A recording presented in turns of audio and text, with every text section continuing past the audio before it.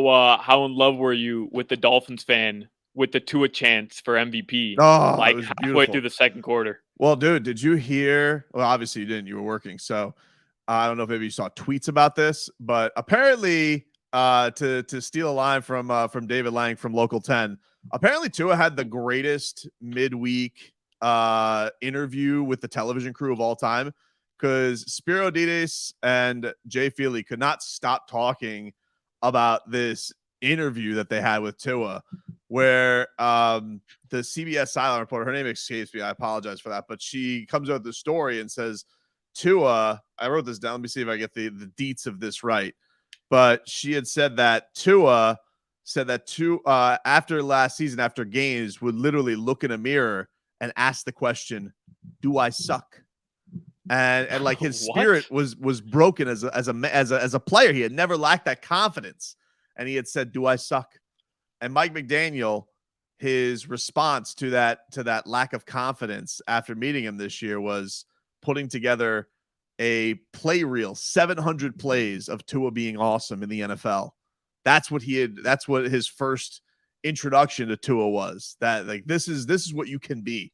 This is the greatness you can have. Wow. And it was just it was wild. It was goosies galore, dude. I'm not gonna lie. It was so great. And he said that like having Mike McDaniel, having a coach basically convince everybody in the building that I'm the guy is what brought him back from this dark place that he was in. So it was a riveting revelation from the CBS television crew. So props to them. Wow. I mean, that's like the Notebook, but for Dolphins fans. That's like Yes, the greatest love story I've ever heard. it really was beautiful. It was a beautiful thing. And then on top of that, Tua was playing well. Yeah, the MVP chants were deserved. He's awesome and had a really really great had a good game. Had a good game. I think even he will say like this wasn't his top notch game. Some of those throws that even Jalen Waddle dropped, I think a little high, missed on some things. I just don't think they were to say like to think about the high standards they had. They weren't quite as sharp as they even could have been, and probably could have put up 37 points or 40 points in the first half if they were absolutely crystal clear perfect. But again, you're up 30-0. Like, what are we doing? I mean, It, it was a beautiful thing to see.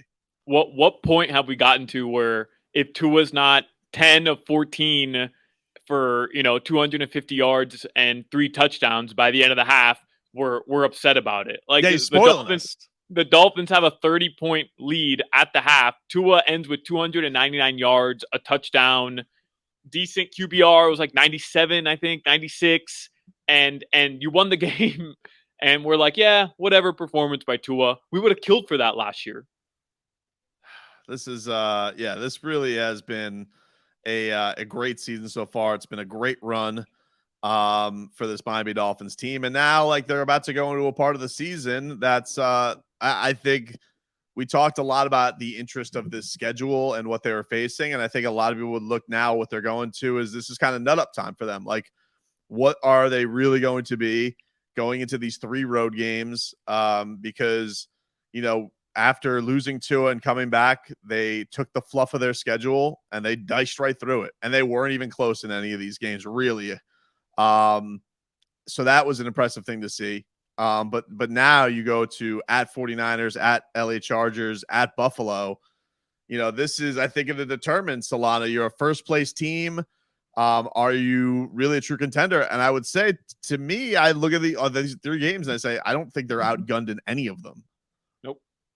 Nope. I'm with you. And these games convince me because I think I told you this, Tobin, 2 weeks ago when the Dolphins beat the Browns.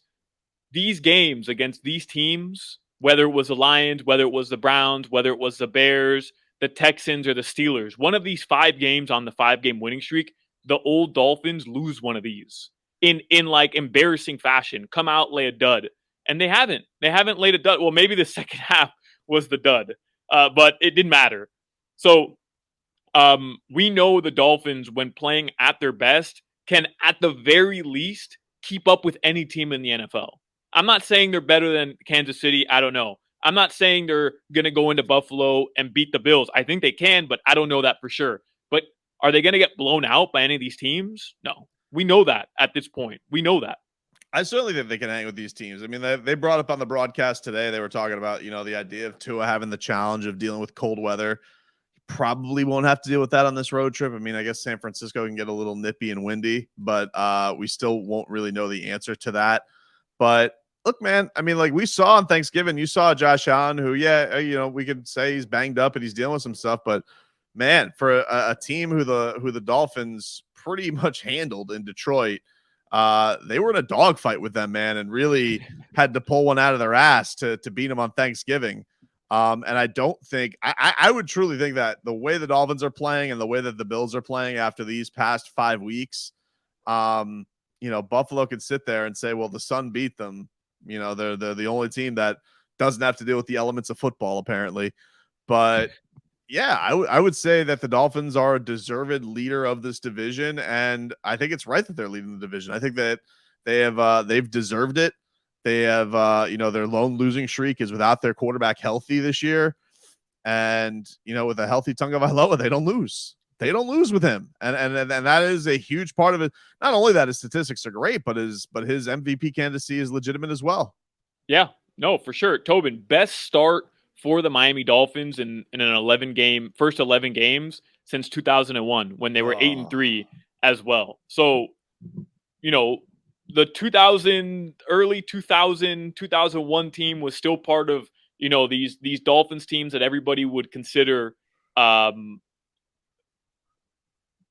of that Miami Dolphin football era where people expected them to always be contenders. People expected them to always field a good team. Like those are the teams that were constantly making the playoffs, constantly fighting, no matter it reminded me of like the Pittsburgh Steelers of now, where I mean, pre Kenny Pickett, like you just always figured they'd be in the hunt. They'd always figure it out. And that's what Dolphins football was like late 90s in the late Marino years. You just knew they'd figure it out. That's the best record the Dolphins have had this year since those years. So to me, like this organization is back at that level, in my opinion. I know it's just 1 year sample size, but when you're looking at the talent, you're looking at the production, you're looking at the weapons, to me, it's a no-brainer. Like they're back at that level now where they're going to be a force for the next couple of years, but that window we know closes. So I want to see them. I was listening to Mike Cunha of CBS4, and he was asked on the pregame show today, like how important is winning the division and trying to get, a bye week in the playoffs? Should that matter? Should that be of the utmost importance, or should just getting in the playoffs healthy be the most important thing for the Dolphins right now? And he kind of sold me on, no, get the number 1 seed, go out there and try to approach all these games as if you need to win them, right? Like don't just approach this as, all right, you're 8-3 now, you're pretty much a lock for the playoffs as long as you split these last 6 games and go 500. Because if they do that at 11, what would that be? 11-6? Do I have the math right there? They're going to be a playoff team. Do I have the math? Am I doing the math right? 8-3, 6 games left. They win 3. They get to 11. They lose 3. They get 11-6. That's 17 games, right? Look, yeah. Dude, you just confused the hell out of me. I don't know what the hell you just said. I'm rambling. They got 6, here, so if they go 500 the rest of the way, they're guaranteed to be a playoff team.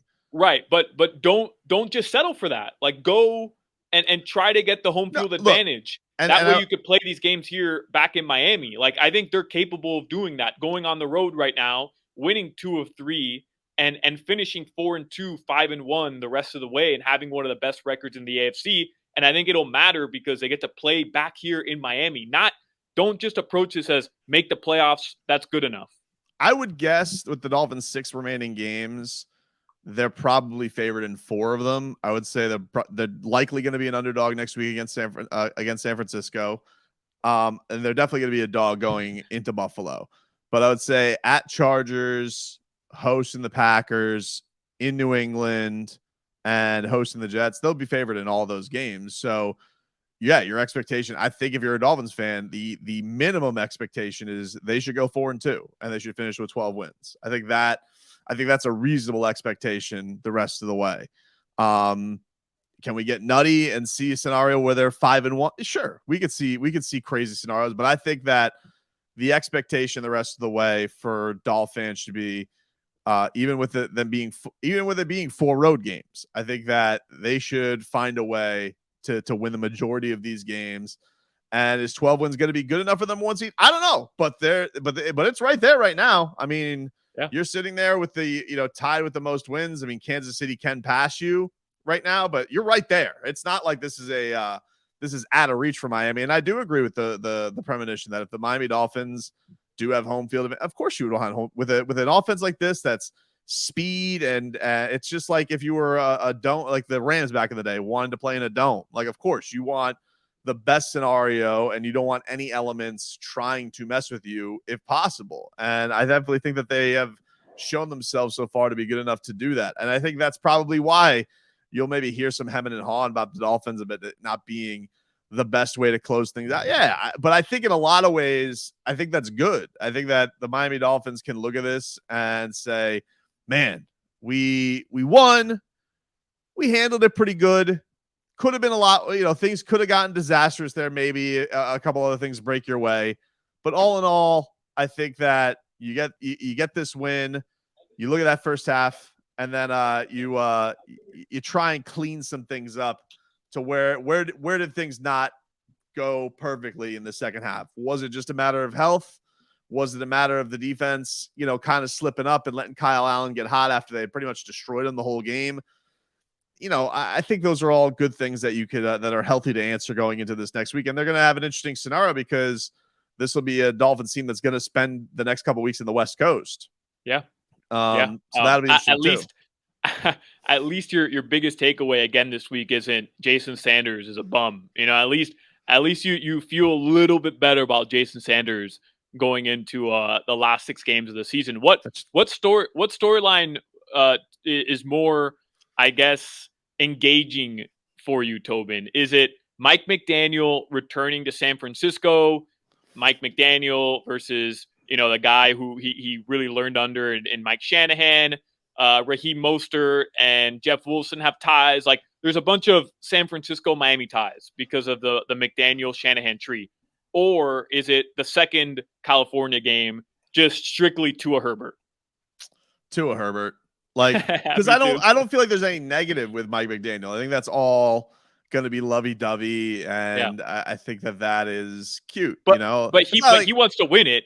Like, oh yeah, of course he does. I'm sure. Of course you want to just like when Shanahan and McVay meet up. Like, that's a big thing between them. But it's way juicier Tua versus Herbert. I think that's not even close. I think that.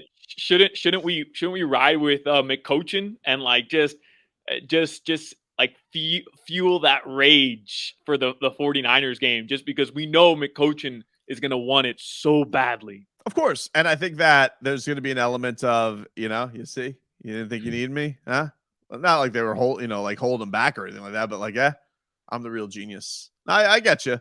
But Tua versus Herbert, like that's going to be a chef's kiss game for Tua. That's got to be one he's really like in his, he won't say it. He's going to be super humble, but like, that's going to be one where he's, when he's rocking his little baby Tua at night, he was like, son, I'm going to crush Justin Herbert. I'm going to crush him. I love you so much.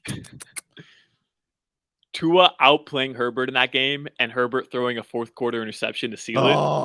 I mean, I may never return home. They might just have to arrest me at the stadium because I will be peak Dolphins troll in LA. Peak Dolphins troll in LA. Well, I think the thing that you're probably going to run into is there's going to be more Dolphins fans than there are going to be LA fans there. That's so true. That's probably what's going to happen. So it'll be an interesting thing for Justin Herbert to be like, man, all these guys really wanted Tua anyway, huh? That's interesting. All right, we'll take a quick break here on the Porpoise Pod. We'll pop some bottle noses and look ahead a little bit more to this week. We'll get you some post-game quotes as well as the Porpoise Pod swims on after this.